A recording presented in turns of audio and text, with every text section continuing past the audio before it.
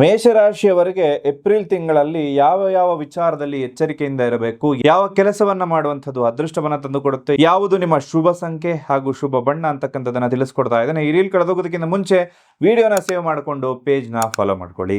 ಆರ್ಥಿಕವಾಗಿ ಬಹಳ ಶುಭ ಸಂದರ್ಭ ಇದಾಗಿರುತ್ತೆ. ಹೊಸ ಹೊಸ ಇನ್ವೆಸ್ಟ್ಮೆಂಟ್ ಮಾಡುವಂತಹ ತಿಂಗಳು ಇದಾಗಿರುತ್ತೆ. ಆದಾಯ ಎಷ್ಟೇ ಬಂದ್ರೂ ಖರ್ಚು ಕೂಡ ಅಷ್ಟೇ ಮಾಡ್ತಾ ಇರ್ತೀರಿ. ಅನಗತ್ಯ ಖರ್ಚನ್ನ ಈ ಮಂತ್ ಅಲ್ಲಿ ಅವಾಯ್ಡ್ ಮಾಡ್ಕೊಳ್ಳಿ. ಸೂರ್ಯ ನಿಮ್ಮ ರಾಶಿಗೆ ಮತ್ತೆ ಮರಳಿ ಬರ್ತಾ ಇದ್ದಾನೆ. ಸೂರ್ಯ ಉಚ್ಚ ಸ್ಥಾನದಲ್ಲಿರುವಂತದ್ದು ಮೇಷರಾಶಿಯಲ್ಲಿ. ಸೂರ್ಯ ನಿಮ್ಮ ರಾಶಿಗೆ ಬಂದಾಗ ಹೊಸ ಬಿಸ್ನೆಸ್ ಅಥವಾ ಹೊಸ ಕೆಲಸವನ್ನ ಮಾಡ್ಲಿಕ್ಕೆ ಇದು ಶುಭ ಸಂದರ್ಭ ಆಗಿರುತ್ತೆ. ಪ್ರಮೋಷನ್ ಸಿಗುವಂತಹ ಸಮಯ ಮೇಷರಾಶಿಯವರಿಗೆ.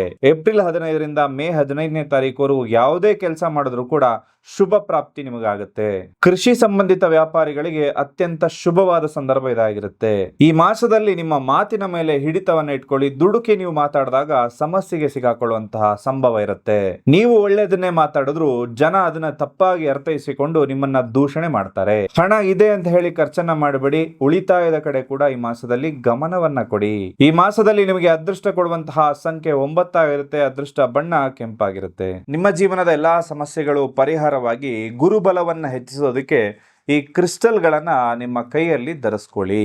ಈ ಮಾಸದಲ್ಲಿ ರಾಮನಾಮ ಜಪವನ್ನ ಹೆಚ್ಚಾಗಿ ಮಾಡ್ಕೊಳ್ಳಿ. ಜೈ ಶ್ರೀರಾಮ್ ಅಂತ ಹೇಳಿ ಕಮೆಂಟ್ ಅನ್ನ ಮಾಡಿ. ಹಾಗೆ ದಿನನಿತ್ಯ ರಾಮ ಜಪವನ್ನ ಮಾಡೋದನ್ನ ಮರಿಬೇಡಿ.